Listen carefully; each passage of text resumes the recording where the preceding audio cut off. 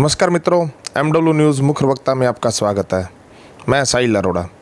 जैसे कि आप जानते हैं, इन दिनों विधानसभा चुनाव 2023 इसकी परिचर्चा चारों ओर चल रही है। विधानसभा का कैंपेन शुरू हो चुका है। जितने भी प्रत्याशी अलग अलग पार्टियों के हैं वो जा रहे हैं लोगों के पास, जनमानस तक पहुंचने का प्रयास कर रहे हैं, उनकी मुद्दों से, उनकी समस्याओं के बारे में जानकारी ले रहे हैं। उसी क्रम में आज हमारी टीम पहुंची गंगानगर विधानसभा के आम आदमी पार्टी के वरिष्ठ कार्यकर्ता ब्रजेश कुमार शर्मा जो कि किसी पहचान के मोहताज तो नहीं है गंगानगर विधानसभा के लिए, क्योंकि ये राजनीति में प्रत्यक्ष या अप्रत्यक्ष रूप में पिछले काफ़ी लंबे समय से एक्टिव है। खुद तो कभी कोई चुनाव नहीं लड़ा, लेकिन चुनाव लड़वाने में अलग अलग संगठनों, चाहे वो सामाजिक संगठन है, चाहे वो राजनीतिक संगठन है, उनमें पूरा इनका योगदान आता रहा है। तो आज इनसे जानेंगे भी खुद ये अब यहाँ पे आम आदमी पार्टी के प्रबल दावेदार माने जा रहे हैं गंगानगर विधानसभा से। तो किस तरह चल रहा है इनका कैंपेन, किस तरह का प्यार लोगों का देखने को मिल रहा है इनके प्रति। तो सबसे पहले तो शर्मा जी, आपका स्वागत है हमारे चैनल। धन्यवाद आपका। एक्चुअली क्या है, आम आदमी की विचारधारा, उस विचारधारा को हमने आम जनता में लेके जाना है। उसी विचारधारा के साथ में मैंने आम आदमी पार्टी ज्वाइन किया।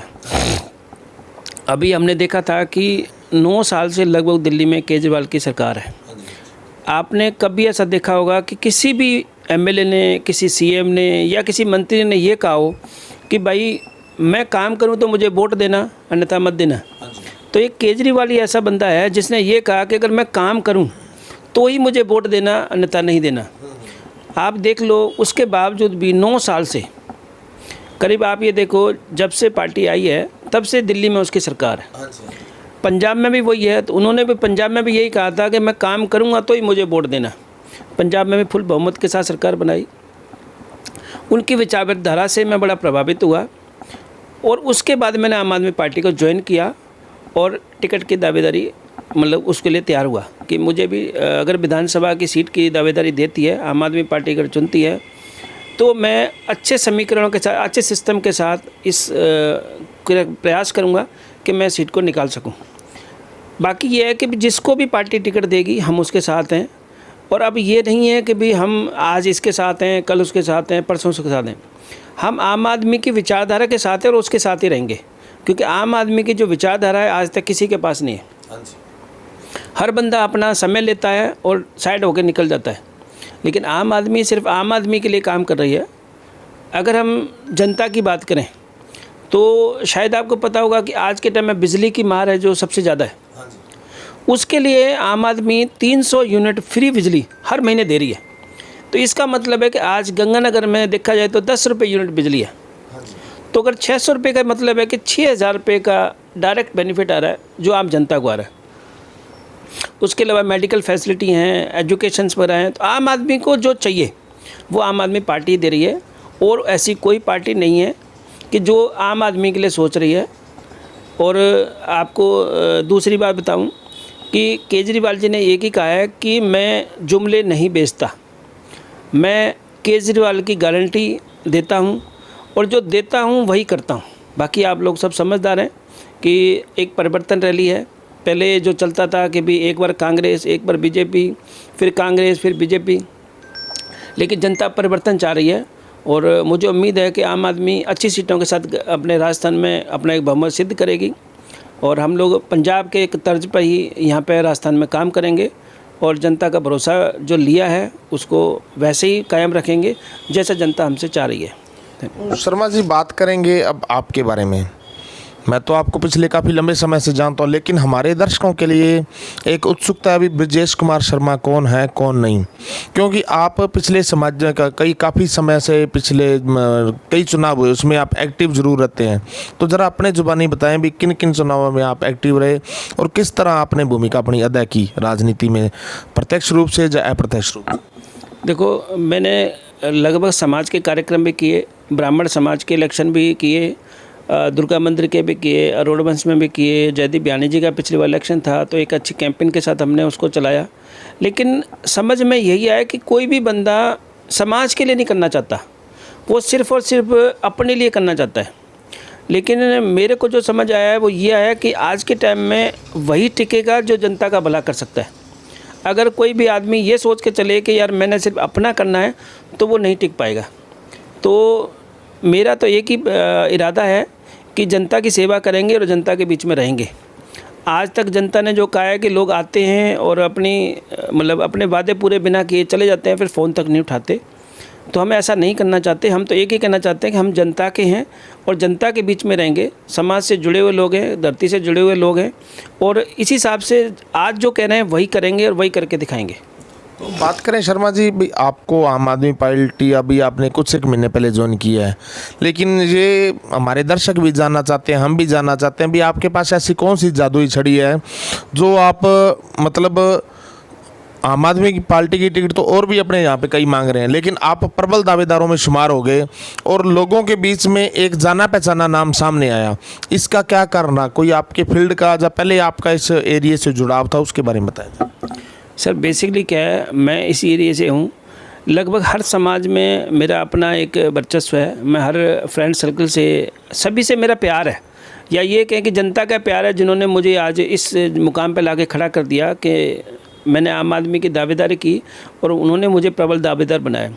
तो ये मेरा कुछ नहीं है, ये जनता का प्यार है। जो जनता ने स्वीकार किया है तो मैं उनको भी स्वीकार करूँगा, और अगर आम आदमी पार्टी मुझे टिकट देती है तो मैं उसको निराशा नहीं होने दूँगा, क्योंकि जनता मेरे साथ है। तो बात करें साहब, जैसे शहरी अंचल में तो, शहरी क्षेत्र में तो आप क्योंकि शहर में ही रहते हैं तो आप जाते रहते होंगे, ग्रामीण अंचल में आप जाते हैं, गांव वालों से जब जाते हैं उनकी समस्याएं थोड़ी अलग प्रकार की होती है। शहर की समस्याएं अलग होती हैं, गांव की समस्याएं अलग होती हैं। तो उनकी समस्याओं के बारे में जानकारी लेने के बाद और किस तरह आप उनको हल करवाने का प्रयास आपकी तरफ से रहेगा? देखिए, अगर हम गाँव का दौरा करते हैं तो गाँव में सबसे बड़ी समस्या है बिजली की समस्या। वहाँ पर ये कहें कि आधा दिन बिजली नहीं आती, रात को बिजली नहीं आती, पानी की समस्या है, या ये कहें कि वहाँ पे अच्छे स्कूल नहीं हैं तो बच्चों को शहर में भेजना पड़ता है। तो केजरीवाल जी की आप गारंटी कार्ड अगर देखोगे, नेट पे भी पड़ा हुआ है, तो केजरीवाल जी की गारंटी सबसे पहले यही है कि मैं 24 घंटे बिजली दूंगा, बिजली का उत्पादन करूँगा। या ये कहें कि अच्छे प्लांट लगाएंगे, जो आज दिल्ली में, पंजाब में 24 घंटे बिजली आ रही है, वैसे ही राजस्थान में आएगी। आपके जो सरकारी स्कूल हैं उनको डेवलप करेंगे, उनको प्राइवेट की सिस्टम में लाएंगे, ताकि आप अपने बच्चों को नियर बाई स्कूल में पढ़ा सको। क्योंकि आज के टाइम में गांव का हर बच्चा शहर की तरफ इसलिए भाग रहा है कि वहाँ पर एजुकेशन नहीं है।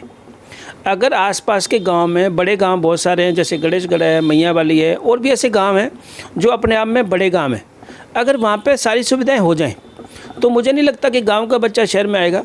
वो तब आएगा शहर में जब उसने कंप्लीट एजुकेशन कर लिया होगा, सिस्टम कर लिया होगा, तब वो नौकरी के लिए आएगा। और अभी आपको बता दूं कि आज के टाइम में जो नौकरियों में भी है, 1.5 साल में कई हज़ार नौकरियां पंजाब सरकार ने दी हैं और अभी दे भी रही है रेगुलर। कितने लोग ऐसे थे जो परमानेंट नहीं थे, उनको परमानेंट किया है। तो मुझे लगता है कि यहाँ पे उसी की आशा है कि लोग ये कहते हैं कि आज के टाइम हमारे कितने टीचर्स हैं जो परमानेंट नहीं है, गांव के हैं और हैं। तो अगर हमारी सरकार आती है तो हमारा सबसे पहला काम रहेगा कि उनको परमानेंट किया जाए।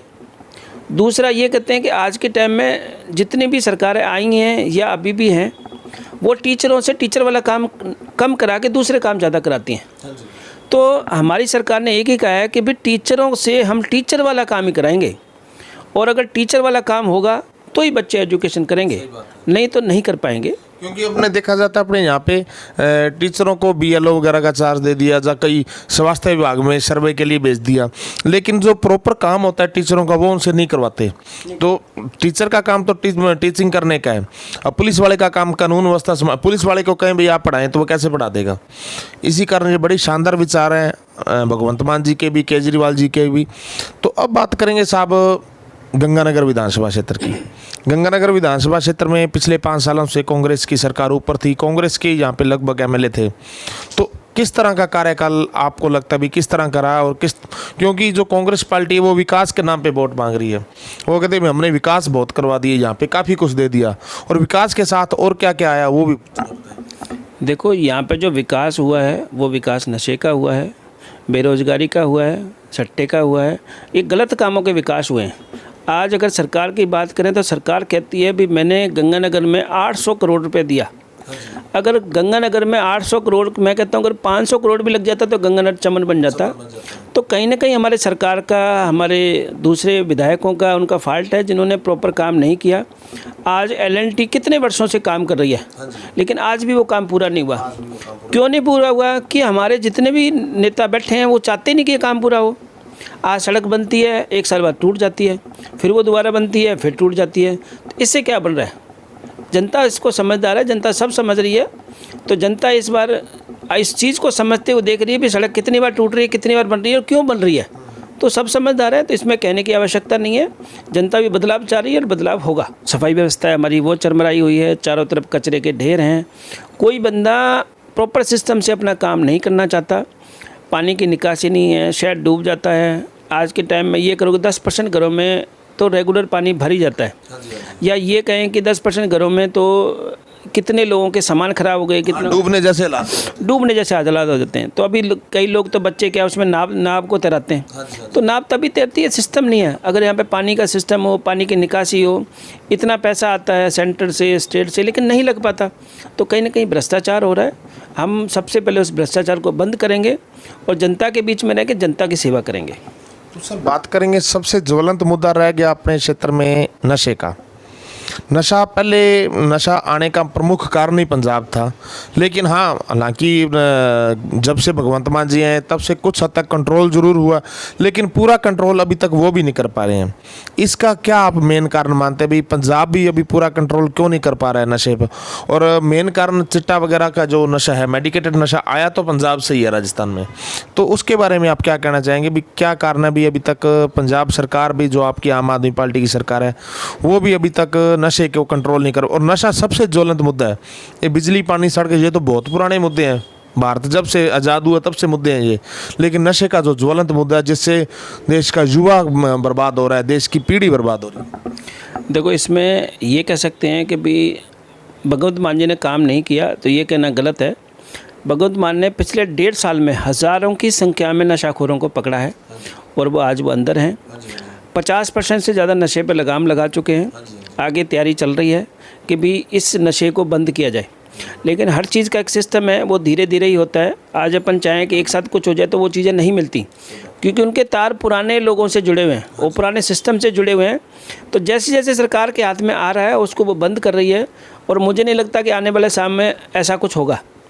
बहुत सारे रोज़ आपको पता है, आज यहाँ ड्रोन से ये पकड़ लिया, आज वहाँ पकड़ लिया। तो सरकारें मतलब समझ रही हैं, जागरूक हो रही हैं। हमें इससे बचने के लिए हम चाहते हैं कि बच्चों में नशे की प्रवृत्ति ना हो, तो हमें उनको रोज़गार देना पड़ेगा, अच्छा एजुकेशन देना पड़ेगा, अच्छा सिस्टम देना पड़ेगा। जब बंदा फ्री होगा ही नहीं, जब उसका प्रॉपर रोज़गार होगा तो उसकी तरफ जाएगा ही नहीं। आज के टाइम में बेरोज़गारी इतनी ज़्यादा है कि हर बंदा ये चाहता है कि यार ये नहीं तो चलो ये कर लेते हैं, इसलिए ये सारी चीज़ हो रही है। आज सट्टे के प्रभाव क्यों पड़ रहा है? क्योंकि लोगों पर रोज़गार नहीं है, लोग शॉर्टकट अपनाना चाहते हैं। तो लोगों के पास क्या आ गया, शॉर्टकट अपना लो। इसमें मैं सभी से अपील कर रहा हूँ कि आप लोग रोज़गार पैदा करो, इंडस्ट्रियाँ लगवाओ। इंडस्ट्रियाँ लगेंगी, रोज़गार पैदा होंगे, तो जनता के पास टाइम ही नहीं होगा। और जिसके पास टाइम है उसको शाम को नींद इतनी आती है, उसको घर से निकलने का समय नहीं होता। तो ये कहना बेकार है कि मतलब इस टाइप से हो रहा है, नहीं। अब जनता जागरूक हो रही है और नशे के खिलाफ लोगों ने अभियान छेड़ रखे हैं, नशा मुक्ति केंद्र खुल रहे हैं और खुल रहे हैं। तो सारी धीरे धीरे ये नशा बंद होगा, 100% होगा। और हमारी सरकार का तो ये सबसे पहला यही है कि हम लोग नशे के खिलाफ बड़े बड़े आंदोलन चला रहे हैं, लोगों को पकड़ रहे हैं। 1000 लोग पंजाब में पकड़ चुके हैं, तो जल्दी ही इस पर कंट्रोल कर दिया जाएगा। तो अब बात करेंगे साहब, क्योंकि अपना जो क्षेत्र है ये है कृषि प्रधान, अपना देश भी कृषि प्रधान है, और ख़ास करके गंगानगर, हनुमानगढ़ ज़िले कृषि पर डिपेंड है। और पानी हमें पंजाब से ही आता है, चाहे वो राज कनाल के थ्रू आए, चाहे भाखड़ा के थ्रू आता है, चाहे आए गंग कनाल के थ्रू। पिछले कुछ समय से पंजाब सरकार द्वारा थोड़ी सी मतलब पानी छोड़ने में थोड़ी दिक्कत आई, सीजन के वक्त थोड़ी आई। उसके बारे में थोड़ा संक्षेप में बताएं भी क्या वो कारण था और क्या वो मतलब उस समय मूवमेंट था। देखिए, अगर ये सिर्फ जनता को गुमराह किया जा रहा है, आपको पता होगा कुछ समय पूर्व पंजाब में बाढ़ के हालात हो गए थे। अगर उस टाइम पानी छोड़ा जाता तो सैकड़ों गांव तबाह हो जाते, जनता मतलब ख़त्म हो जाती। उन चीज़ों को बचाने के लिए अगर मान लो 2-4 दिन पानी रोक दिया तो उससे कोई बहुत बड़ा नुकसान नहीं हुआ। लेकिन आज के टाइम में अब पानी कहाँ से? अगर पंजाब ने पानी रोकना ही था तो वो एक नहर में क्यों रोकती, बाकियों में रोक देती? क्या सभी नहरों का पानी रुका? ये वहीं का रुका जहाँ पर पंजाब खुद डूब रहा था। और हमारी जनता भी चाहती है कि कोई भी बंदा विनाश ना हो।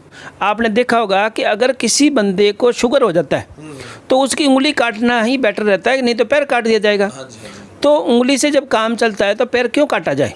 तो यही हिसाब था कि पंजाब ने चंद गांवों को बचाने के लिए पानी पर कंट्रोल किया। जैसे वो कंट्रोल हो गया तुरंत पानी छोड़ दिया गया। और मेरे हिसाब से आप इस पानी की बात मत करो, एक जो गंदे पानी की समस्या है, केमिकल पानी की समस्या है, उसमें भी भगवंत मान सरकार ने 600 करोड़ का बजट पारित किया है।